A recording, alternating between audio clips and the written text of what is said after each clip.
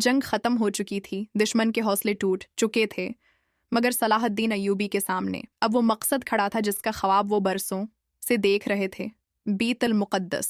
पिछले हिस्से में सुल्तान सलाहुद्दीन अय्यूबी ने सलीबी अफवाज के खिलाफ अपनी ताकत को मजबूत क्या था। अब कहानी एक अहम मोड़ पर पहुंचती है। जंगी हुतैन की अजीम फतह के बाद सलीबी फौजों के हौसले टूट चुके थे। सुल्तान सलाहुद्दीन अय्यूबी ने अपनी फौज के साथ एक के बाद एक कई शहरों को वापस लेना शुरू किया।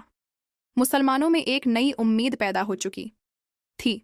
सबकी नज़रें अब एक ही मकाम पर थीं, बीतुल मुक़द्दस, यरूशलेम। सलाहुद्दीन अय्यूबी की जिंदगी का एक बड़ा मकसद यही था। जब सुल्तान की फौज बैतुल मुक़द्दस के करीब पहुंची तो शहर के अंदर खौफ फैल गया। लोग जानते थे कि एक अजीम सिपा सालार उनके दरवाजे तक पहुंच चुका है, मगर सलाहुद्दीन अय्यूबी सिर्फ एक फातिह नहीं थे, वो इंसाफ और रहमदिली के लिए भी मशहूर थे। मुहासरे के दौरान सख्त हालात पैदा हुए।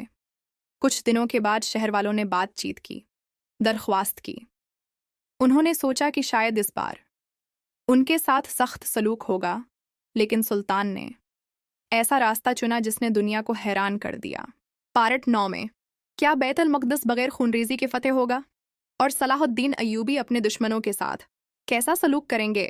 अगर आपको सलाहुद्दीन अय्यूबी की दिलचस्प कहानी पसंद आ रही है तो हमारे चैनल को सब्सक्राइब करें और बेल आइकन ज़रूर दबाएं ताकि अगला पार्ट आपसे मिस ना हो।